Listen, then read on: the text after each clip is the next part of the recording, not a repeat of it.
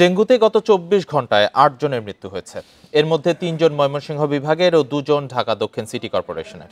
বাকি ৩ জন ঢাকা, বরিশাল ও চট্টগ্রাম বিভাগের। এ নিয়ে চলতি বছর ডেঙ্গুতে ৩৬৪ জনের মৃত্যু হলো।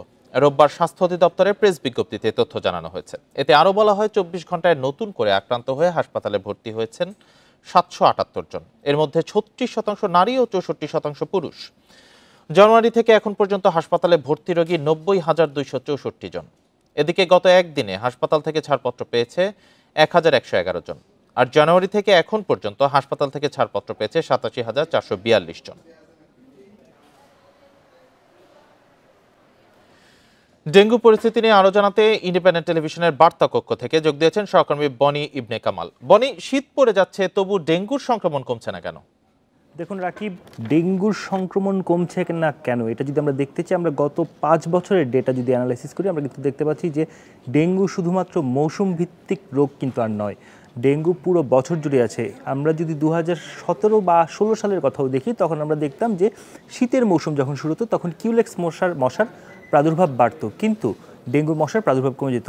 ২০১৮-র পর থেকে ধীরে ধীরে সেই অবস্থাটা পরিবর্তন হয়েছে এবং ২০২২-এর পর থেকে এটি প্রচণ্ড প্রকোপ দেখা দিয়েছে, যে শীতের সময় এমনকি সারা বছরই আসলে ডেঙ্গুর প্রকোপ থাকছে। দেখা যাচ্ছে যে ডিসেম্বরের শেষের দিকে এসে যে ডেঙ্গুর প্রকোপটা কিছুটা কমে, তারপরও তখনও রোগী থাকে ৫০-৬০ জন করে কিন্তু রোগী পাওয়া যায় এবং তখন মারাও যায়। এই বছরও যদি আমরা দেখি, এই বছর কিন্তু আমরা জানুয়ারি, ফেব্রুয়ারি, মার্চ, এপ্রিলের দিকে যদি দেখি, তখন অন্তত ১০ থেকে ১৫ জন মানুষ ডেঙ্গু আক্রান্ত হয়ে মারা গেছে। অর্থাৎ এখন শুধুমাত্র আর মৌসুমি রোগ কিন্তু আর ডেঙ্গু তার মধ্যে সীমাবদ্ধ নেই। আমি যদি আপনাকে এই বছর একটু স্ট্যাটিস্টিক দিতে চাই বা তথ্য জানাতে চাই, আমরা কিন্তু দেখতে পাচ্ছি এই যে টোটাল ৩৫০-র উপর মানুষ মারা গেছে, এর মধ্যে ঢাকা দক্ষিণ সিটি কর্পোরেশন মারা গেছে ১৬৭ জন, ঢাকা উত্তর সিটি কর্পোরেশন মারা গেছেন ৬১ জন। এর বাইরে সর্বোচ্চ মৃত্যুর হার কিন্তু বরিশাল বিভাগে, সেখানে মারা গেছেন ৪৭ জন।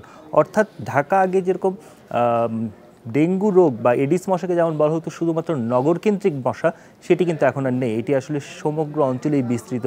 গ্রামাঞ্চল থেকেও অনেক ডেঙ্গু রোগী আসছে। আমরা কিছুদিন আগেও কয়েকটি হসপিটালে গিয়েছিলাম ডেঙ্গুর স্টোরি করার জন্য, তখন কিন্তু আমরা দেখেছিলাম যে একদম প্রত্যন্ত অঞ্চল থেকে যারা এসেছেন তারাও ডেঙ্গু রোগে আক্রান্ত হয়েছে, এরকম তথ্য আসছে। অর্থাৎ ডেঙ্গুর যে বিস্তৃতি সেটি এখন অনেক ব্যাপকভাবে রয়েছে। আমরা যদি স্বাস্থ্য অধিদপ্তরের কথা বলি অথবা অন্যান্য যে স্টেক হোল্ডার রয়েছে যারা আসলে ডেঙ্গু নিয়ন্ত্রণের কাজ করে, স্থানীয় সরকার মন্ত্রণালয়, সিটি কর্পোরেশন, পৌরসভাগুলো, তাদের ক্ষেত্রে কিন্তু আমরা দেখতে পারি সিটি কর্পোরেশনের ক্ষেত্রে ডেঙ্গু নির্মূলের জন্য যতটুকু ওষুধ ক্যাপাসিটি আছে বা কীটনাশক ছিটানোর সক্ষমতা আছে, পৌরসভা বা অন্যান্য জায়গায় কিন্তু সেটি আরও অনেক বেশি নাজুক।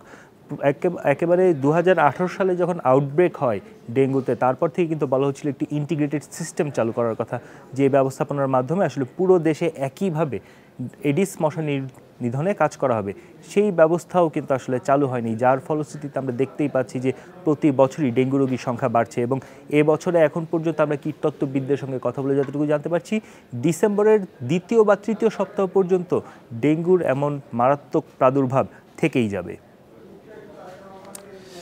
ডেঙ্গু পরিস্থিতি নিয়ে বার্তা কক্ষতে জানাচ্ছিলেন আমাদের সহকর্মী বনি ইবনে কামাল।